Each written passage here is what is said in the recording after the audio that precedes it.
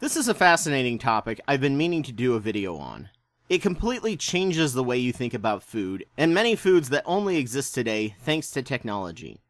When you think of the past, many think of a land of plenty where we ate off the land, living in harmony with nature and eating a healthy, balanced diet and getting exercise doing it. We evolved in the jungle, right? It must have been a paradise, living off of laden fruit trees and being a manly hunter, hunting and eating our prey. No pollution. It was the ultimate paleo diet. Well, yes and no. Humanity has always had this idealized myth of the primal past, thanks in large part due to the Garden of Eden. This is the food that we have now, so God must have made it that way. Archaeology tells us a completely different story. The traditional hunter-gatherer started off in Africa. They ate tubers, fruit, berries, bark, insects, basically anything they could get their hands on. These were all tiny and required everyone to work hard.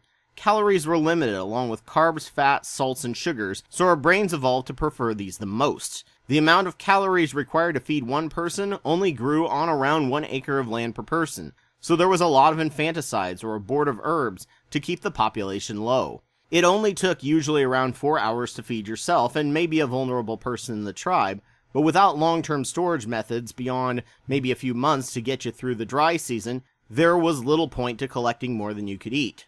The rest of the time was spent crafting tools and clothes and engaging in rituals or social activities. These gathering tactics were more reliable, but people still liked and needed meat, so they would often take down large prey as more a social activity, while they would use snare trapping or small game hunting for supplements that didn't taste as good. We use modern-day hunter-gatherer tribes to study them, but even they have often learned some small level of agriculture, so it's hard to gauge just how different not having that option was.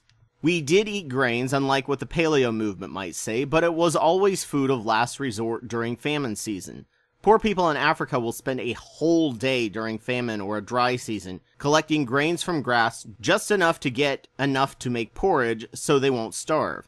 It's incredibly calorie poor for the amount of effort put into it, but it's a survival mechanism. We involved an encyclopedic memory ability because we needed to know where everything grew, what was edible and what was poisonous, if it required processing, and when things grew, which could change by month, and what to eat in lean times.